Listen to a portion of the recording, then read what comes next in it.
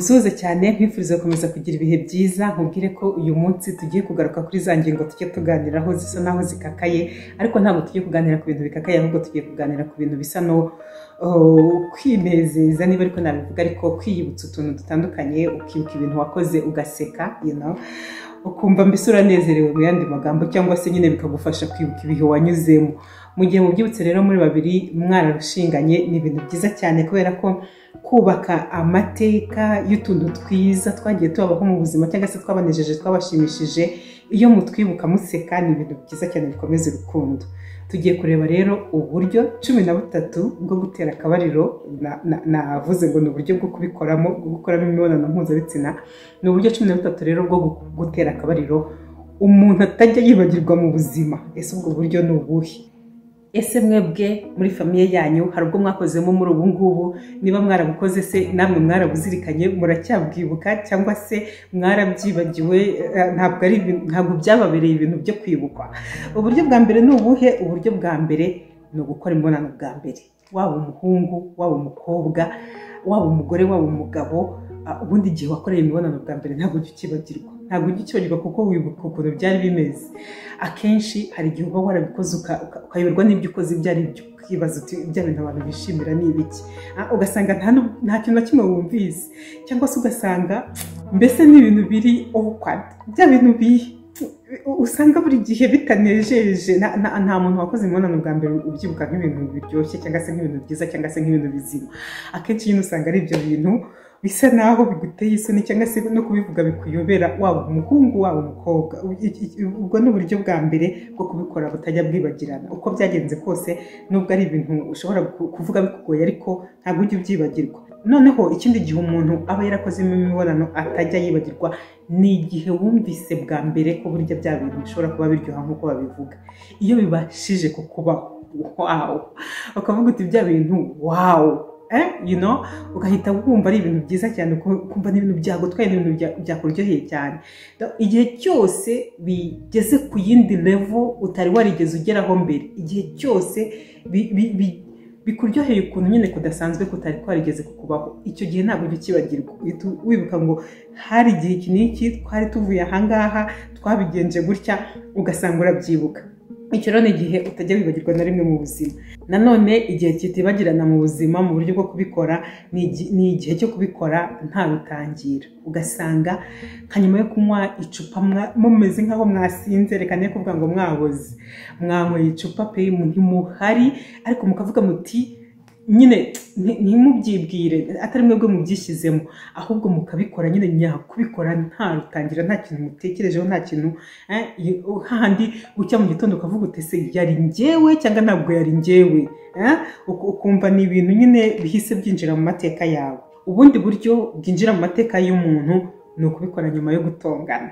Ugasanga abantu bari bafitanye amakimbirane, bari bafite ibintu bari gupfa ndetse batonganye ariko noneho aho kugira ngo basabane imbabazi cyangwa se bagere aho bumvikana, bumve uri mu ikosa anasaba imbabazi cyangwa se wavugaga ko yakosherejwe nawe atanga imbabazi, aho ugasanga muhise mufatana ukuntu aho kugira ngo mukomeze mutongane mugahita mufatana mugahita mutangira cya gikorwa mugahita mugikorana n'umujinya mwinshi n'imbaraga nyinshi. Icyo gihe nacyo kiza ari ikintu kidasanzwe kenshi kandi kiragenda kikabaryohera, ndetse mwamara no kubikora bya bintu byose mwapfaga mugasa naho muhitise mubishyiraho akadomo, ubuzima bugahita bwongera bugakomeza. Ibi ngibi nabyo ntabwo bijya byibagirana na rimwe mu buzima. Ibindi rero ubundi buryo mubikora hanyuma bugahita bwinjira mu mateka ntimuzabwibagirwe ni igihe mubikoze mukamena nk'ibintu runaka.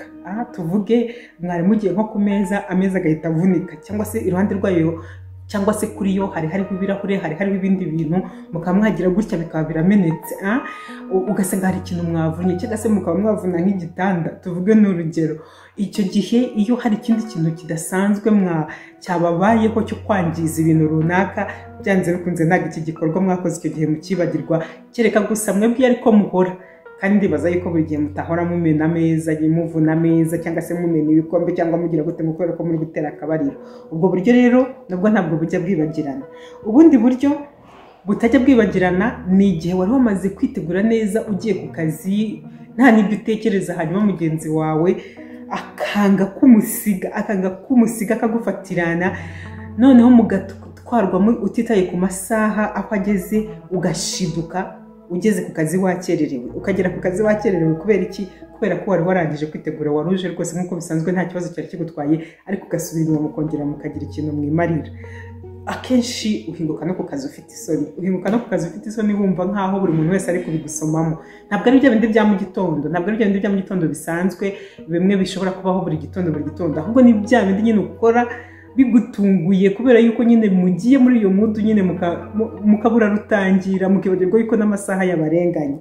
Hanyuma hari ubundi buryo, iyo mutekereje mutereka tugerageza ibintu runaka, tuvuge wenda musomye nka Kamasutra, nyine ari amapozisiyo atandukanye yo gukora imibonano, hanyuma mwamara kubisoma mukavuga muti tugerageze ubu ngubu, ibi ngibi tubigerageze, wowe uraza kwega amahanga hanyuma umanika akaguru kuriya, uraza kubigenza gutya na gutya, mukigana ya pozisiyo mukavuga muti turaza kwigana pe. Rimwe na rimwe rero muri uko kuyigana ni ibintu mudasanzwe mukora, ni ibintu mutazi ko muri bunashobore, bishobora no kuba bisaba kuba warakoze siporo runaka mwebwe nta niyo mwakoze, bikaba byabananira, bikaba cyangwa se mukaba hafi no kuvunika, bikabaviramo ibintu byo guseka gusa kurusha kuba muri gukora cya gikorwa. Ibyo bintu rero nabyo bibabera byiza cyane, byubaka amwe mu mateka yanyu, ntabwo mujye mubyibagirwa.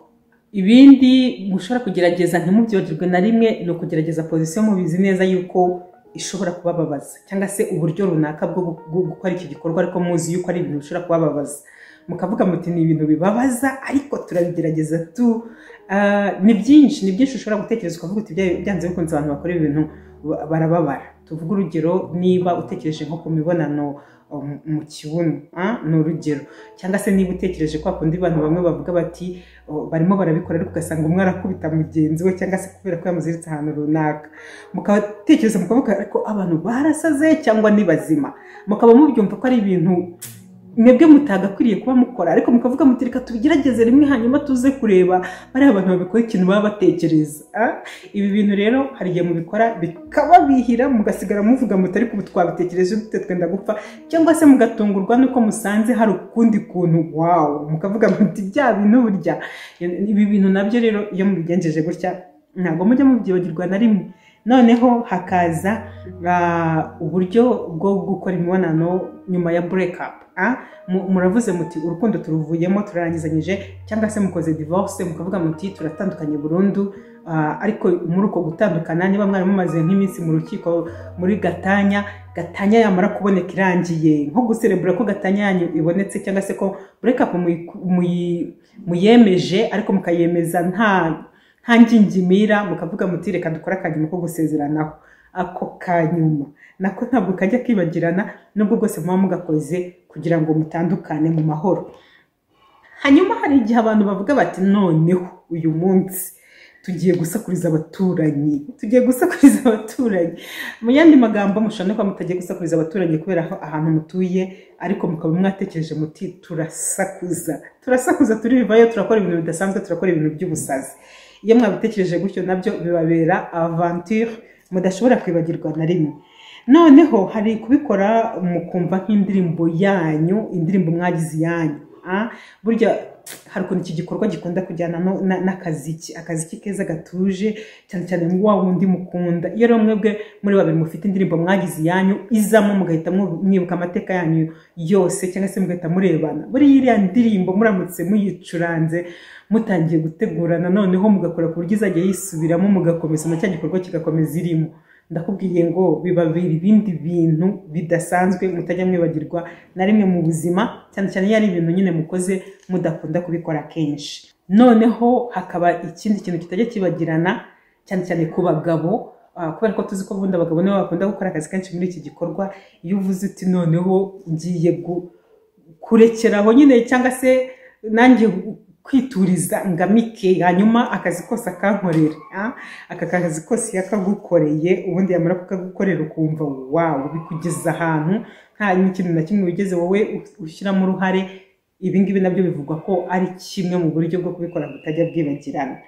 Hanyuma uburyo bwa nyuma nasorezaho butajya bwibagirana ni ukukora imibonano cyangwa se gutera akabariro n'umuntu ukunda cyane, uyu muntu wimariyemo n'umutima wawe wose, wa muntu utirirwa nagutegura yonyine kuba uri kumwe nawe ugahita wumva biguteye ubushake bwinshi cyane ukumva bitumye aricyo kintu utekerezaho ukumva kubikora nyine byaba ari ibintu byiza cyane. Ibi ngibi rero kubikora n'umuntu ukunda cyane wimariyemo iyo mubikoranye nawe cyane cyane ku nshuro ya mbere ubikoranye nawe wa muntu ukunda cyane wimariyemo ibintu ntabwo ujya ubyibagirwa kuko bikujyana ahandi hantu. Ni umuteguro, ni ukugutegura bimwe bihagije cyangwa se bikomeye ku buryo bishobora no kurangira utazi ukuntu byagenze kukumva byari ibintu byiza gusa, byari ibintu byiza gusa. Noneho ikiruta byose iyo uri kubikorana n'uyu muntu ukunda cyane wimariyemo cyane ku nshuro ya mbere ntabwo bihaga habaho kurangiza cyangwa se kugeza ibyishimo ku ndunduro, byahagera bitahagera, byahagera inshuro imwe ebyiri cyangwa eshatu uba wumva mwakomeza, uba wumva mwabikomeza mukongera mukabikomeza. Niyo mpamvu uzabona mwabikoze nk'inshuro nka 15 ariko nyuma yaho ukazasanga nyine mwasubiye ku nshuro ebyiri cyangwa eshatu cyangwa se imwe kubera ko mumaze kumenyerana. Nta kindi rero ni ya maji yo kubikora bwa mbere n'umuntu wimariyemo. Nutwo nashaka kubasangiza uyu munsi ni utuntu nyine turi aho ngaho tutari ibintu bikaze cyane ariko two kumenya, two kubibutsa, two gutuma mutekereza ku mateka y'urukundo rwanyu, ku bihe byiza mwagiye mugirana kuko bikomeza kubaka urukundo, umurunga ubaziritse bityo mugakomeza gukundana cyane, kubaho mwishimye. Ndabashimiye, mukomeze kugira ibihe byiza. Ibuka gukanda subscribe niba utarabikora, ibuka gukanda like, ibuka gukora share, ugasharinga n'abandi bantu ushaka yuko nabo bareba iyi video. Ndagushimiye cyane.